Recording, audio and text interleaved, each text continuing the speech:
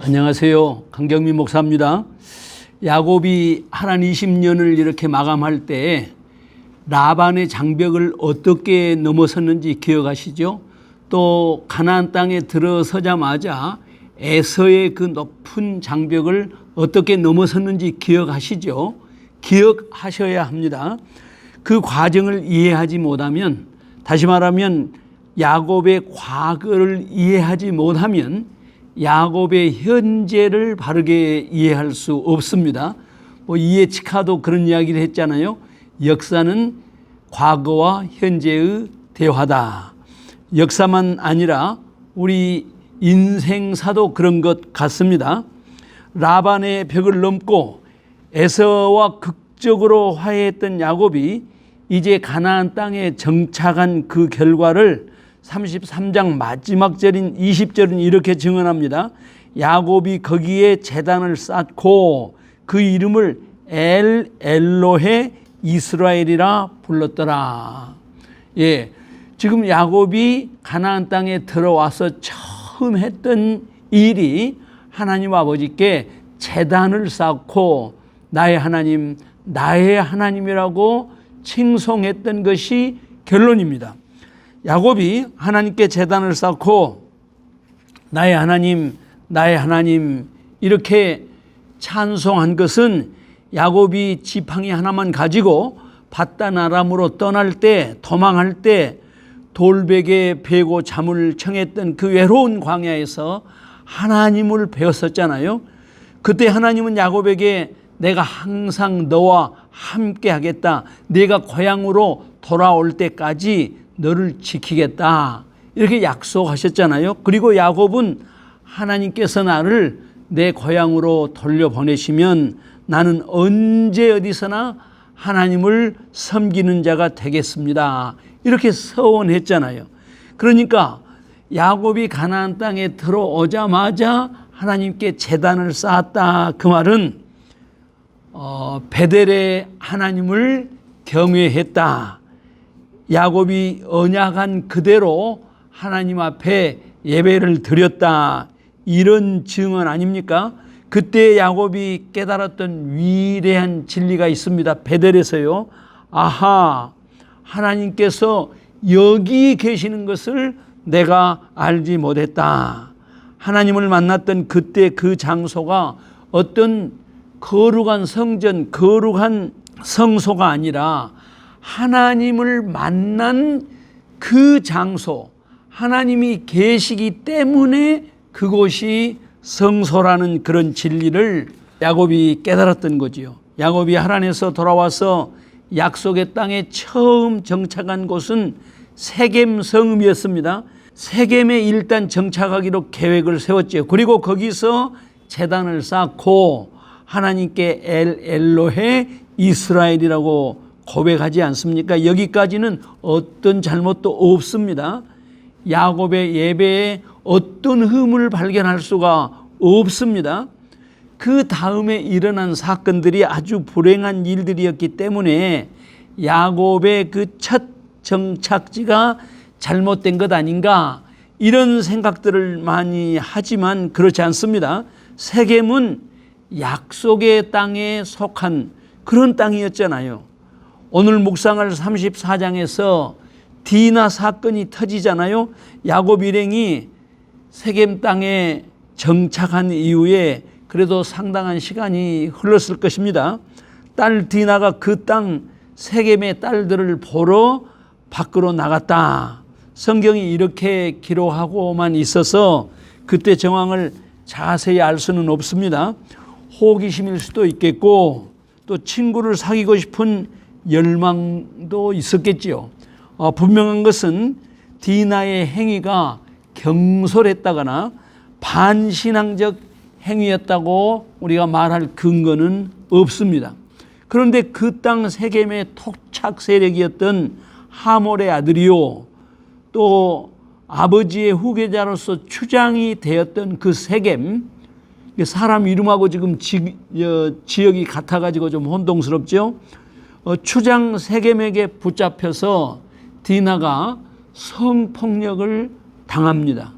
강제로 납치가 되었습니다. 디나가 하몰의 장막에 갇힌 신세가 되고 말았지요. 야곱이 가나안 땅에 들어와서 당한 첫 번째 시련인데 실로 엄청난 충격이었을 겁니다. 이 사건을 제일 먼저 안 사람이 아버지 야곱이었죠. 이 기막힌 소식을 전해 듣고도 야곱이 잠잠했다 그랬어요. 아들들이 모두 들에서 목축을 하고 있었기 때문입니다. 지금 야곱은 그렇게 고대하고 기대했던 그 약속의 땅으로 돌아왔지만은 이 가나안 땅에서는 실제적으로는 이방인이나 다름이 없었지요. 그 땅의 토착 세력은 하몰과 세겜이었습니다. 야곱의 아들들이 들에서 돌아와 이 비보를 듣고 비분간개하지요. 어찌할 바를 몰랐습니다. 하몰과 세겜이 야곱에게 찾아와서 디나를 세겜과 결혼시켜 주도록 청혼을 하지요.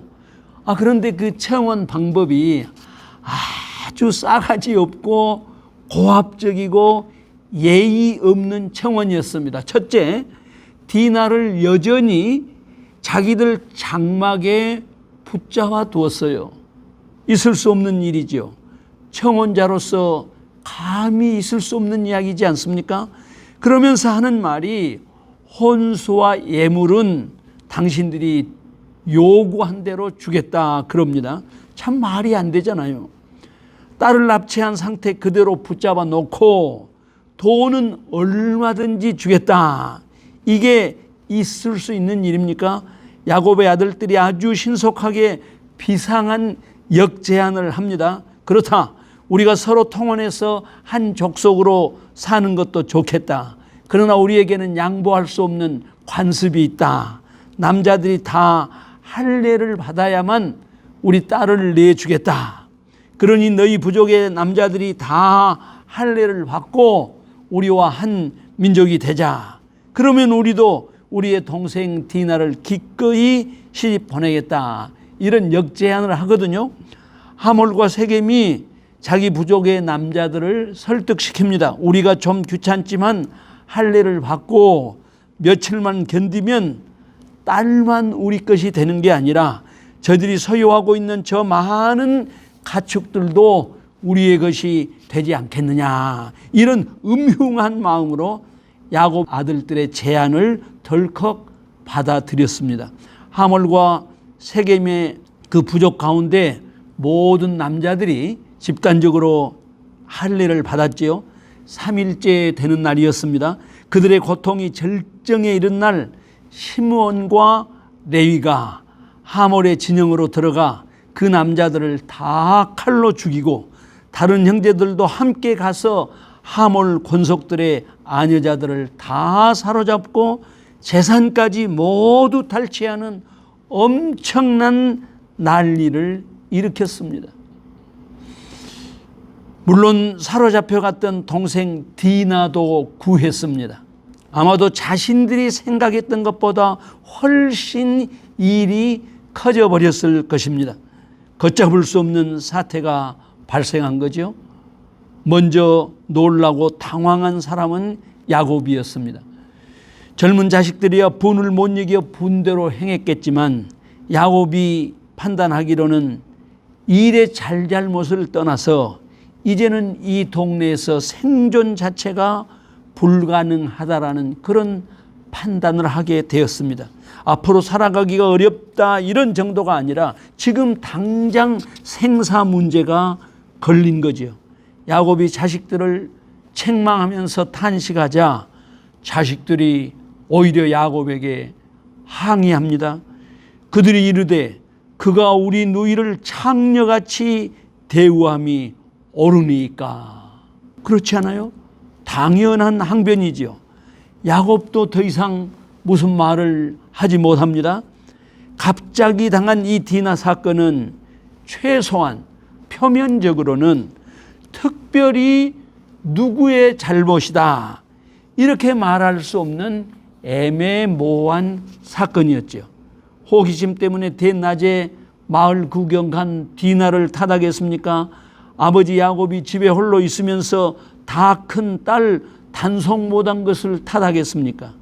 야곱의 자식들 행위가 난폭했던 것은 분명하지요. 그러나 하몰과 세겜의 태도를 보면은 동생이 참으로 억울한 일을 당했을 뿐만 아니라 더더욱 참기 어려웠던 것은 하몰과 세겜이 동생 디나를 집으로 돌려보내지를 않았어요. 인질로 자기들 장막에 붙잡아 두고 하는 말이 아무리 큰 혼수와 예물을 청할지라도 너희가 원하는 대로 주리라. 아니, 야곱과 그 권속들이 거짓인가요? 돈이면 다 된다는 식의 사고방식은 오늘날만의 문제가 아니죠.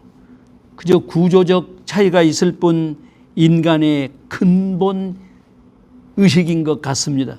예컨대 최근에 우리 한국 사회의 정치 지형이 잠시 동안 크게 요동을 쳤지요. 우리는 그동안 한국 사회의 정치 지형을 진보와 보수 이렇게 생각을 했습니다마는 물론 여전히 그런 측면이 있지요. 그런데 이번 사건을 보니까 속이 들통이 났어요. 집을 2채 이상 가지고 있는 사람들, 그리고 집 가지고 경제적인 이득을 보아야겠다 이렇게 계산하고 있는 사람들, 이 사람들이 문재인 정권의 반기를 들었습니다. 물론 정권 내부의 핵심 인사들 가운데서도 집을 2채 이상 보유하면서 거짓 진보로 가장했던 사람들이 속속 드러나고 말았지요. 아하, 문제는 이념이 아니라 돈이었다라는 것이 절반의 진실이었습니다. 야곱의 아들들이 도무지 견딜 수 없고 타협할 수 없었던 이유는 하몰과 세겜의 그 방자하고 아나무인적인 태도 때문이었을 것입니다. 우리들 인생 여정도 야곱이 당한 순환 같은 애매모호한 고난이 많이 있지요. 이런 경우 가장 근본적인 문제는 반성하고 회개하는 일이 쉽지 않다는 것입니다. 무슨 일이든지 안에 있으면 문제의 핵심을 분별하기가 쉽지 않습니다. 바둑에서도 그러잖아요. 같은 실력인데 훈수한 사람이 한 수 더 높습니다. 정치하는 사람들도 자신이나 집단의 오류는 잘 깨닫지 못합니다. 한 발 밖에 있는 사람들한테는 분명히 보이는데 안에 있는 사람들한테는 보이지 않는 경우가 참 많습니다. 하물며 우리의 삶을 바라보고 계시는 초월자, 전능하신 하나님께서 우리의 삶을 관조하시는 일이야말로 얼마나 정확하겠습니까? 하나님께서 우리의 삶을 보고 계신다라는 것 자체가 한편으로는 두렵지만 사실은 놀라운 은혜입니다. 야곱의 삶이 그러한 삶이었습니다. 야곱 자신과 그 권속들 모두가 스스로 무엇이 잘못인지를 깨닫고 있지 못할 때 전능하신 하나님, 초월자 하나님께서 먼저 야곱을 부르셨습니다. 야곱아 베델로 올라오라. 야곱이 그 음성을 들었던 것이지요. 그게 은혜지요. 기도하겠습니다. 하나님 아버지, 야곱이 많은 은혜를 받고 은혜 가운데 있었지만 절체절명의 위기를 당했습니다. 절체절명의 위기 앞에서 베델로 올라오라는 하나님의 음성을 들었던 야곱처럼 우리도 우리를 향하여 은밀하게 말씀하시는 하나님의 음성을 듣게 하여 주시옵소서. 열린 귀를 주시옵소서. 예수님 거룩하신 이름으로 기도하옵나이다. 아멘. 구독, 좋아요, 알림 설정